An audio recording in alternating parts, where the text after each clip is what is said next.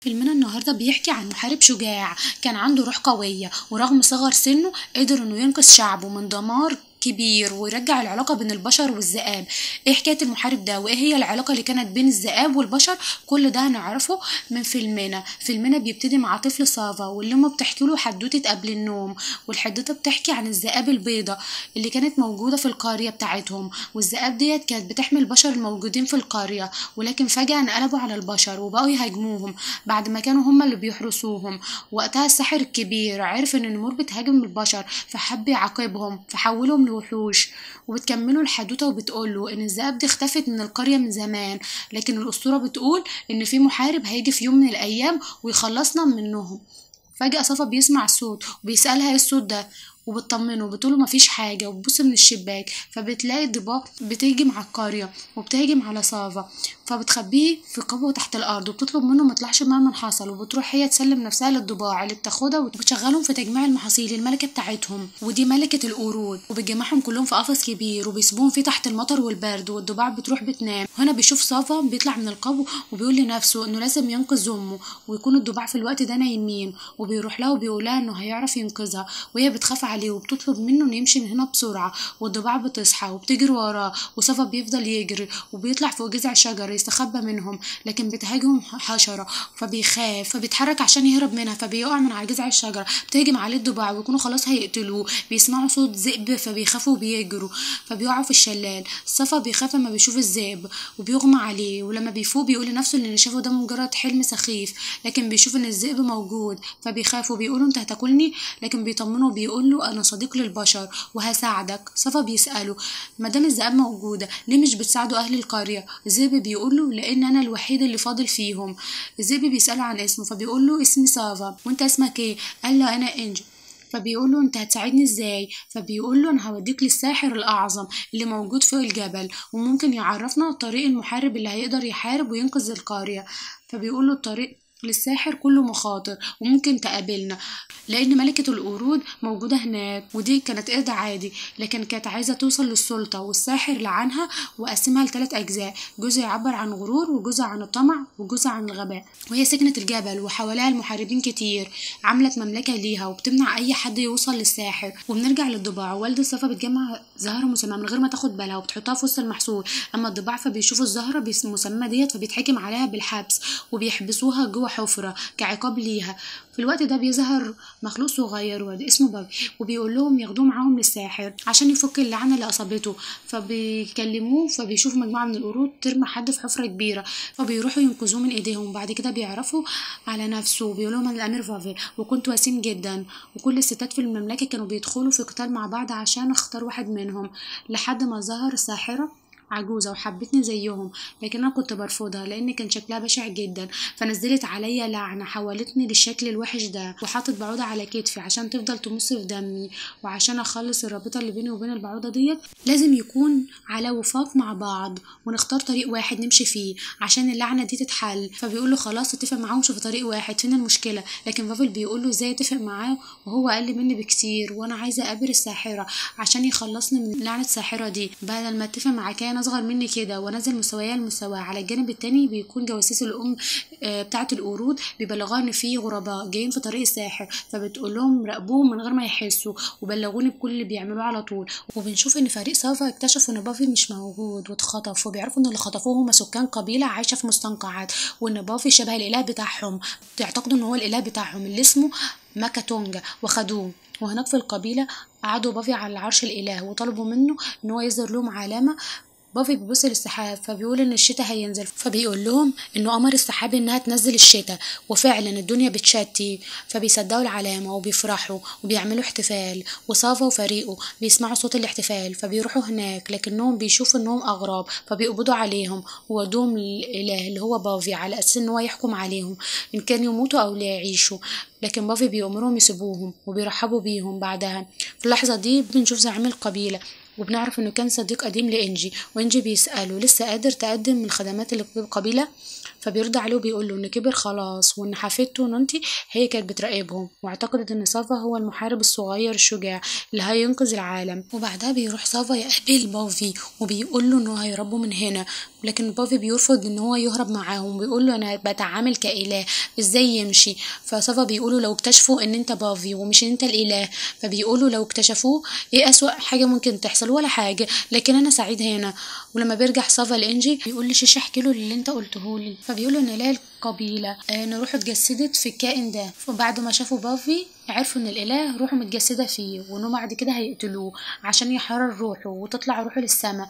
وفجاه انتي بتقولي لجدها يبص اللي في البلوره اللي قدامهم، ولما بيبص الشيشه في البلوره بيقول لهم ان ملكه القرود الام ظهرت في البلوره، وبتقول لهم ان هي مش هتخليكم توصلوا للساحر، وانها هتوقف جنودها قدامكم، وانها ممكن تقتلكم كمان. وبنشوف ان سافا ما بيهموش اللي سمعوا، وبيقول لينجي ان هم قبل ما يمشوا لازم يخلصوا المهمه الاخيره، وهم ما يخطفوا بافي ويهربوا بيه. وبنشوف انهم قدروا يخطفوا بافي وهربوا، وبيكون نانتي هربت معاهم لانها عايزه تروح للساحر هي كمان. ولما بيوصلوا للغابه بيناموا كلهم، لكن انجي بيقوم بعد ما بيناموا وبيمشي. نانتي بتحس بيه وبتمشي وراه، فبتلاقيه بيتحول لمخلوق اسمه ريكي، ودي مخلوقات اعداء للبشر وكل المخلوقات. ونانتي بتصطدم من المفاجاه ديت، وفي نفس الوقت واحد من جواسيس الام بتاعة القرود بيشوف انجي وهو بيتحول لريكي، وبيروح يقول لها، وهي بتعلن الحرب على مخلوقات الريكي، وبتجمع كل المحاربين اللي عندها استعدادا للحرب. وبنرجع لنانتي اللي بتروح تعرف سافا باللي شافته، وسافا مش بيكون مصدق، لكن انجي بيجي وبيقول لسافا ان هو فعلا مخلوقات ريكي، لكن هو حبهم وانه فعلا عايز يساعدهم، وان هو مش ممكن يضره، لكن سافا بيكون غضبان منه، فبيقول له امشي لانه طلع خاين ومش هيثقوا فيه تاني. في اللحظه دي بيظهر مخلوق تاني من مخلوقات الريكي وبيهجم على سافا وبيخطفه وبيمشي، لكن انجي بيشوف سافا معاه فبيتحول لريكي هو كمان وبيطارده، لكن سافا بيقع من فوق الجبل وبياخدوا الريكي وبيحبسه. وبنشوف انجي بيكون حزين على انه معرفش يخلص سافا منه، وبعدها بنشوف سافا هو محبوس وبيفتكر امه وقريته اللي مش عارف ينقذهم. وفي الناحيه التانية بنشوف والدة سافا بتكون لسه محبوسه زي ما هي ومش عارفه تخرج. اما انجي بيروح لملك الريكي اللي بنعرف ان الملك هو والد انجي، وانهم كانوا ذئاب بيضة لكن اتحولوا للريكي. الملك بيقول لانجي ان هو خطف سافا عشان يضطروا يرجع تاني ليه. انجي بيطلب منهم يروحوا للساحر عشان يروحوا يفكوا اللعنه ويرجعوا ذئاب تاني، لكن الملك رفض وقال له انا حابب افضل ريكي. بعد كده بيروح انجي لسافا وبيطلعه من سجنه وبيقول له انه هيقول له على كل حاجه. وبنرجع لفافل وان نانتي اللي بيصوروا على سافا وبيروحوا لقصر الملك، وبنتفاجئ ان جنود المملكه بيخافوا من بافل، وهو معجب بنفسه جدا ان هما بيخافوا منه. بعد كده بيكملوا تدوير على سافا وبيلاقوه مع انجي اللي بيكون بيتكلم معاهم وبيحكي لهم على اصل الحكايه من الاول، وبيقولوا انهم كانوا ذئاب وكانوا اصدقاء للبشر، لكن بيمر عليهم وقت بيكون في مجاعه، وقتها بيكون والده ما قدرش يستحمل جوع فهاجم البشر واكل منهم، والساحر عرف عاقبه وحولهم كلهم. وفافل بيسأله ليه لما شافوني خافوا مني؟ انجي بيقول له مش منك، خافوا من البعوضة اللي على كتفك لانها لو لدغت حد فيهم هيموت، وده جزء من اللعنة. وفي اللحظة دي بيكون في جاسوس من جواسيس الأم بتاعة القرود فبيسمع كلامهم عن البعوض وبيروح يبلغها، فبتأمر بقتله وبتبعت جيوش من عندها. ونانتي بدأت تستخدم سحرها مع سافا عشان توهبه القوة، وبيبلغ جدها شيشة عن الحرب اللي هتقوم بيها لأم جوزها. بيكون سافا مش عارف يعمل ايه لأن الجيش بتاع الأم قفل الطريق اللي يوصلهم لساحر، لكن شيشة بيجيب جيش من قبيلته وبيروح يساعدهم، وملك الريكي بيبعت جيش هو كمان عشان ينقذوا أنجي، وبتقوم الحرب بينهم. بنشوف ملك الريكي بيستعين صديق ليه اسمه أولدي وبيجيب تنين وبيروح بيركبه وبيروح بالحرب وبيفوزوا على جيش الأم جوزي. ولما تشوف انها قربت تنهزم فبتروح للبعوض وبتتفق معاهم انهم يساعدوها في الحرب دي ويقفوا معاها، وبيروح أسراب من البعوض المعركة وبيشوف ان الريكي خايف منهم جدا وبدأوا يتراجعوا. وقتها بنعرف ان ملك البعوض هو اللي على كتف فافل، وبيطلب من فافل ان هم يتفقوا على حاجة بقى ويحلوا الخلاف اللي بينهم عشان يهزموا أم الجوز. الفافل بيعترف وقتها ان هو مش أقل منه ولا حاجة زي ما كان بيقول، وبيتفقوا وبتتفك اللعنة عن ملك البعوض وبيروح ياخد أضراب البعوض بعد ما بيعرفوا ان عدوهم هي ملكة القرود وان هما لازم يغلبوها. وفعلا بيغلبوهم، والتنين بياخد ام جوزي وبيرميها بعيد وبياخدوا باقي جيشها كأسرى عند ريتشي. وبعد كده بيجتمع فريق سافا عند بيت الساحر وبيكون باب البيت مخفي ومش عارفين هو فين، لكن انجي بيقول كلمة السر فالبيت بيتحرك وبنشوف ان البيت ليه رجلين وبيتحرك وبيجيب الباب قدامهم. ولما بيدخلوا بيدوروا على الساحر اللي بيكون لسه مظهرش، ولما بيظهر الساحر بتكون بنت صغيره بتقول لهم انا عارفاكم كلكم. بتقول لصافا واللي طلبك؟ فبتقول انا عايزه اشوف المحارب الشجاع، اطلع الدور التاني هتلاقيه. فبيطلع صافا والساحره بتقول له كل واحد يقول طلبه. ففافل بيقول انا نفسي ارجع لشكل وسيم تاني، وفعلا بترجعه. وانجي بيطلب منها ترجعه كل اهله ذئاب كده مكانه. فبتقوله هرجعهم لكن والدك مش هرجعه، لكن هو عايز يفضل ريكي. بافي بتقول انا نفسي يكون ليا اصدقاء، من اللحظه دي انت عندك اصدقاء. ونانتي بتكون مش عارفه تطلب ايه، فبتروح لصافا اللي هو بيدور على المحارب الشجاع، مش بيلاقي حاجه غير مرايه عامله انعكاس لصورته. فبيعرف ساعتها ان هو المحارب. بعد كده صافا بيروح هو وفاروق للقرية، وبيكون انجي يكون ملك الذئاب دلوقتي بعد ما الملكة تنزله بالحكم. انجي بياخد كل الذئاب معاه لأرض المعركة. ما بيوصلوا صافا بيطلب منهم انه يحارب ملك الضباع لوحده من غير ما يكون معاه سلاح، وفعلا بتقوم معركة بينهم جامدة جدا. وفي الآخر صافا بيغلبه وبيكون هيقتله، لكن بيكتفي ان هو يطلعه بره قريته هو وكل الضباع.